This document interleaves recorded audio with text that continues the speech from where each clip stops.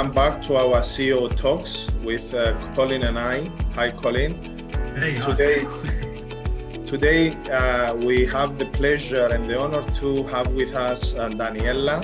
Daniela is a very busy leader, and I will give the floor to Daniela to say a few words about yourself, what you are doing, and to hear from you some insights on your leadership skills, on how you are coping and how you are evolving in these peculiar times we are living. Thank you so much for the invitation, first of all. You have a great program here, and I am very happy to join your program. I don't like to speak so much about me. I like to speak a lot about my work. So I will speak more about my work together with my team. So in Romania, we are a gatekeeper and leader in the industry of special construction for water parks and attraction parks. And now we are handling project over 100 million euro altogether as engineering stage or construction stage or even operating stage. And we are saying that we are creating the future of joy in Romania with our project. But our focus now is also international due to our experience and our partners. And now we are negotiating contracts abroad. One is in UK, one is in Thailand. So soon we'll be international with our project. I also can say about me that I'm investor. I started 4 years ago as an angel investor in IT business. And right away after my first step as an investor, I also was nominated in a TV show, Imperiul Leilor, aka Dragon's Den, or Shark Tank in USA. Probably you know the brand. So this gave me a huge experience in investing in different levels, starting with startups up to seed level. Now, let's say my biggest investment is in a seed level. And I decided also together with one partner to open a kind of investment office, but this is very, very new. So I would prefer to not give so many details for the moment. Lovely. Daniela, thank you very much for being with us. And if you can survive on the Dragon's Den, you can survive, I guess. So this should be a piece of cake, as we say. I love your expression about bringing the joy for Romania, and I think we all need a bit of joy. And we'll come on to the pandemic in a moment. But to start with, when I think about leisure, I think of wonderful things: relaxation, well-being, music, maybe in the gym, a glass of wine even. In terms of technology, how has technology influenced the industry over the last couple of years? Thank you, Colin. That's a great question, because my focus, as I told you, I'm an investor in IT. My focus for IT starts from here, because I feel a few years ago that the industry still doesn't take fast enough the technological changes. Let's say together with our partners, we was the first company bringing VR on water slides. This is the way that we saw the future is coming. Maybe, okay, it's not well applied, or the adopting rate of the final client is not so high in the beginning, but it's good to give option to our clients. And when you see that you give extra adrenaline and extra joy, it's the perfect outcome from your approach. But generally speaking, we are very focused on safety and experience and increasing the good feeling of the experience. So all this together bring us on the position to look for new technologies that we can include in an integrated way with the old attractions, like everyone knows the roller coasters, everyone knows the water slide, everyone knows the old way to do it, let's say, to have fun. Now, for example, we are working to the first attraction park in Romania that is going to be also the first neutral carbon impact from European Union attraction park. this is our aim now as a designer. We are also designing an engineering now. This is the stage.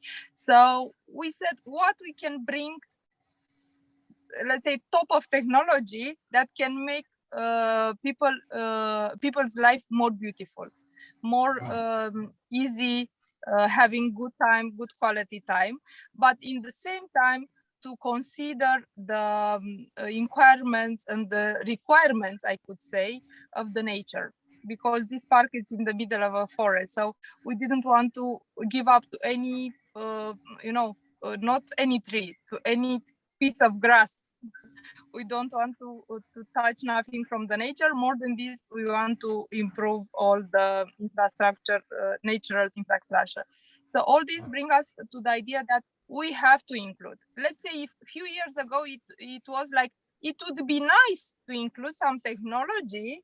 I think now it's a must to include technology in the old traditional parks.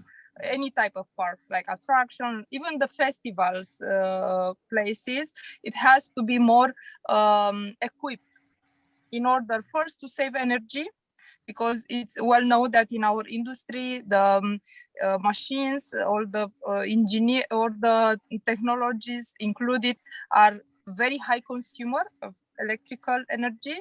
So this doesn't give us a good position now in the, let's say, the change of the green world. So first of all, we have to be more efficient from the energetic point of view. Then we can increase the experience of the client. Let's find in the, let's say, now I'm working to a software that will kill the how you say this, the long waiting line to the attraction. Usually when you go in a park, you have a queue line that is killing you. Okay, I know this from my experience with the kids. It doesn't matter that we are speaking about top parks or regular parks. Everywhere is a queue. And I think we can find the application, the app, that will save our time. So you will know in real time on the map of the park where it's open, where it's green line.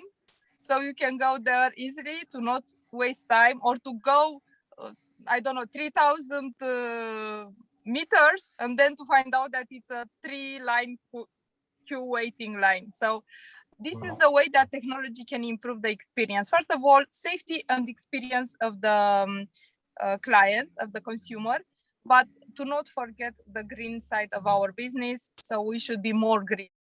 Okay. Amazing. Okay. It's a nice message you send, and I'm sure you're going to be a hero if that works. You know, even as a Brit, we're supposed to enjoy standing in line, but it'll certainly be popular. And I love the way that you're saying to us, Daniela, that, you know, the nature and technology can sit side by side. And congratulations on the carbon neutral initiative as well. Thank you.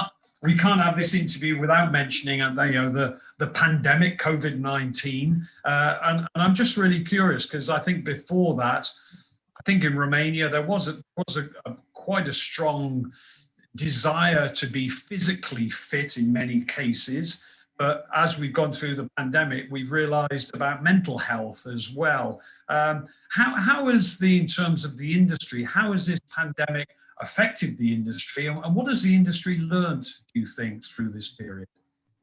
Now I can speak as a member of a few association of the industry, big worldwide association of the industry. Having a conference with my colleagues, we understood that this is a challenge that can, that we are in this together. All of us, we are in this together. There is no more competition. It's like we need to work together, because the industry has tremendously affected, huge. So we have the code saying that what doesn't kill you makes you stronger. This is our moment. This is the moment that we take the challenge or we give up. As an industry, we cannot give up, because it's so, as you said, the pandemic shows that the well-being, mind well-being, it's so important now. And this is what industry gives in the first line. The outcome is like, you are feeling good. You go out, have good quality time with your family, with your friends, no matter you choose water or attraction or adrenaline. We are working with we are offering, how do you say, mindset spa, mindset relaxed and joyful. So you have to come with a solution for all the challenges that the pandemic brings. And I do believe that the pandemics also give something good to the industry. First of all, we realize that we have to reconsider the design of the parks. In this moment, the crowds, let's say generally speaking, crowd places, they will not be mentally accepted. Maybe it will be safety. Maybe after the vaccine will be finished in, I don't know, minimum 70% of the population in some places, it will be safe. But I think mentally people, they will not join in crowd places. To create a kind of flux in the parks that will allow people to connect themselves in the way that they want, not obligatory. This will be the challenge, because you need to use smart the money and the space, but in the same time to create this comfort. I think this will be one of the challenge, and also to include a lot of technology, as I said. But I'm sure the industry, having a good background with very, let's say, responsible investors, they will bring the new future, let's say, in present.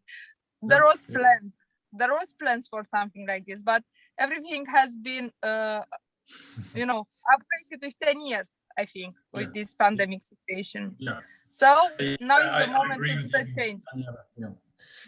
And I'm sure when we hope that COVID has disappeared, that close contact with people will feel like a strange thing for many years to come. So maybe, it will change the way that we interact and everything else. I want to move on to investing. Exactly.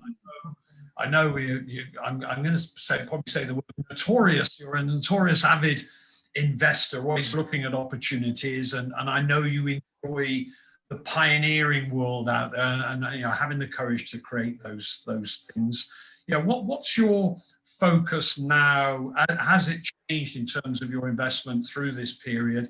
And what is your focus now? And what advice would you give to anybody watching this who's maybe looking at maybe a small investment in a startup or a larger investment in an ongoing company, or whatever investment it is? What advice would you give to them? That's a great question. I have to be sincere that my experience as investor is more or less 4 years, but the good results of this experience give me the courage to, first of all, to give advice. Maybe it's too much, but I will share my beliefs regarding the way that I behave as an investor. First of all, I do believe that a world with entrepreneur and freelancer, it will be a better world. That's why I encourage almost everyone to consider being an entrepreneur in one part of his life. Okay, we need people that they are serving to a system, because some system like medical system, like defense people, defense system cannot be, let's say, entrepreneurial, but also can be part of it. So I do encourage everyone to try once in life to be at least freelancer, if not entrepreneur, because this gives you a high responsibility level and bring you the power to bring to the others around you value. You are creating value. So starting from here, as an investor, my focus is finding the hidden diamonds around me, and not only around me. And I do have 3 areas, let's say, where I'm looking for. First of all is well-being and health, which I believe there is a lot of place to improve the way that these services are provided through technology. Then I'm considering very carefully the digitalization.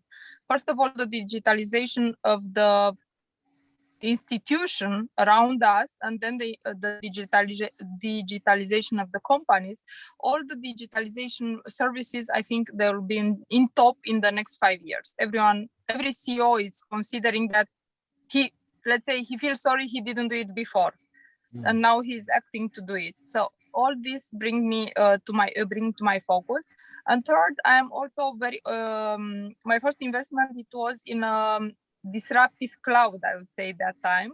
Now it's the correct name, it's a blockchain decentralized cloud that we are working to be created of our team. Our company is named USend, and we hope to be in the market in 1 year with this solution, because I think the security and the safety feeling of our own data is so important in this moment that it's a must.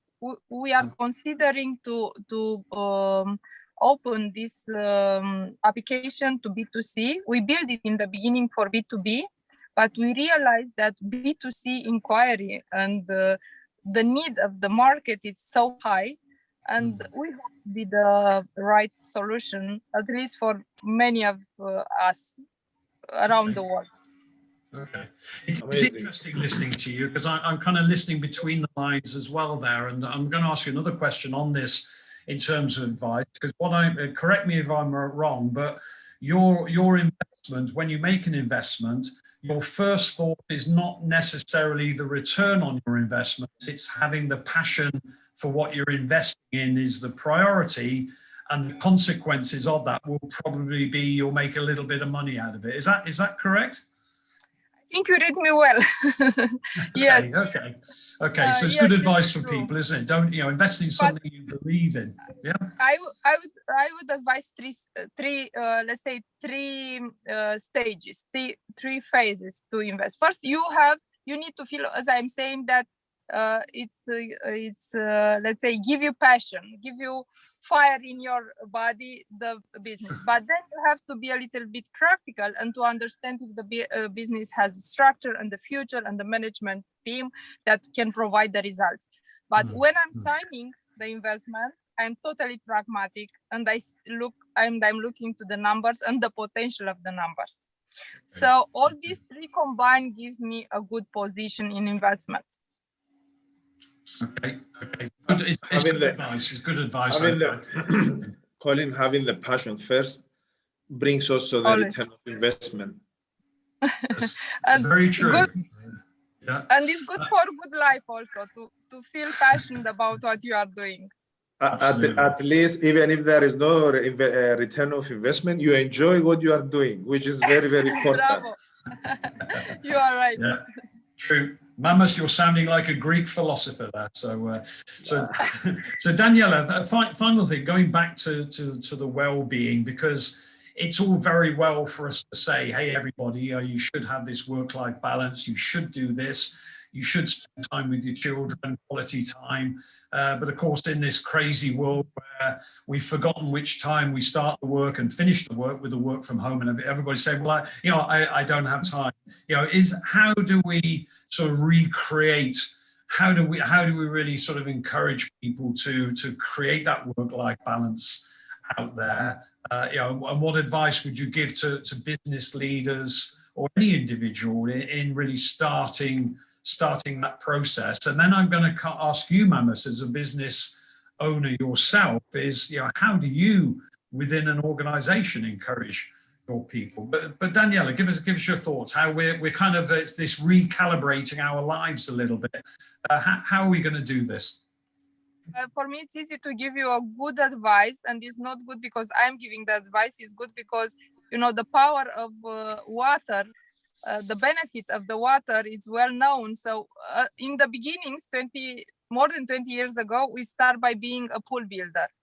And I really believe that the power of the water, of the swimming and the recreation in the water, it's magnificent and can help you and improve your mental status and health status a lot, and also give you good quality. For example, in my company, we have a real estate investment where we also build a spa area, including pool. And in this period was not, in the pandemic was not allowed to use it, only if it was your family.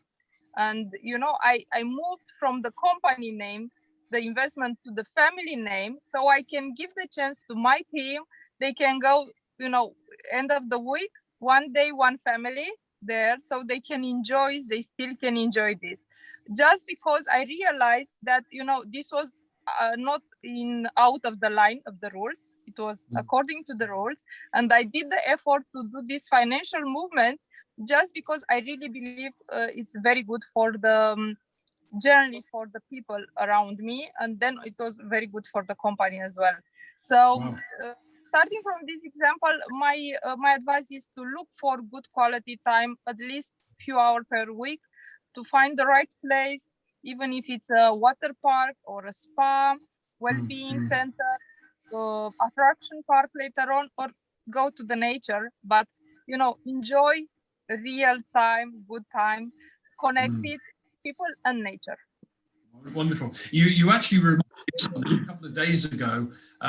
I saw somebody's out of office message, and what it said was, I think, was something like, I'm enjoying a couple of days vacation.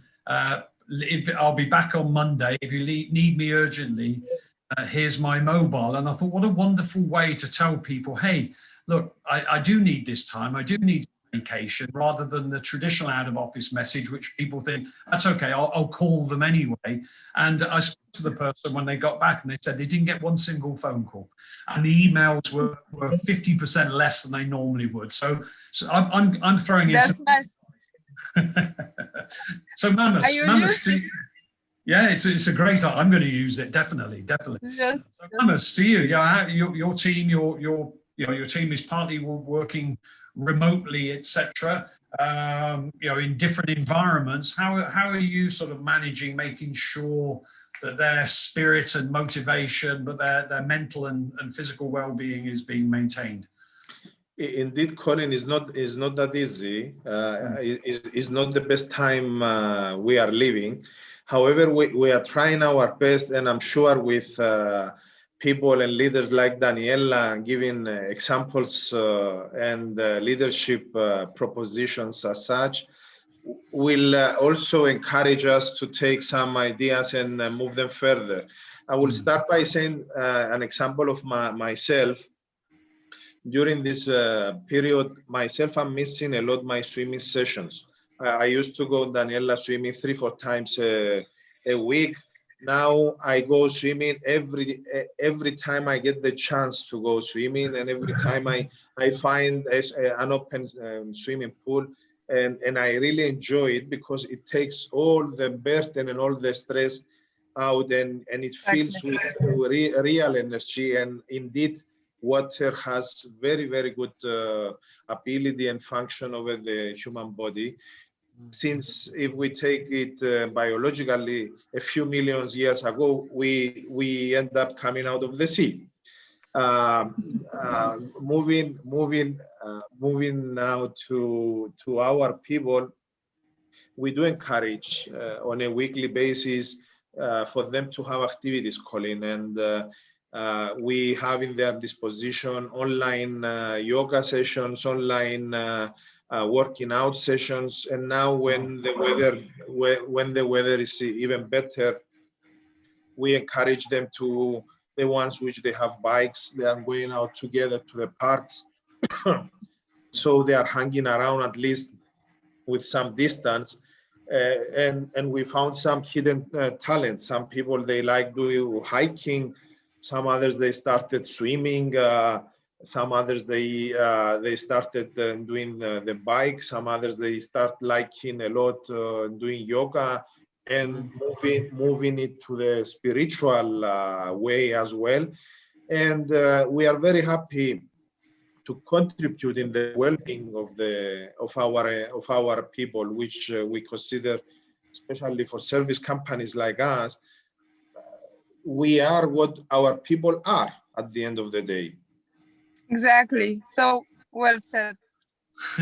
Yeah, it's excellent. And Daniela, I should explain to the viewers that you haven't created a background. You are in the back of the car, ready to jump out and probably go and start on another project. So I just wanted to say personally, thank you so much for being with us. It's been a fascinating conversation, and I wish you well. I hope we can meet sometime for a coffee, and I can understand more and hear more about your adventures. So good luck to you, and I'll hand back to Mammoth the fish. I think I'll call you now. Thank you, Colin. Thank you. Daniela, thank you very much. It was a real pleasure to have this discussion. You have the ability to transmit also positive energy, and I am very happy that I put all my appointments in the second part of the day. So I will use this energy, and I'm sure my meetings will be real successful. Colin and Daniela, once again, thank you very much. And I would like to thank also the BRCC team, Mandalina, Anna, and Stefan for the help, and as well, of course, Vikram. See you soon. See you soon. I thank you all also.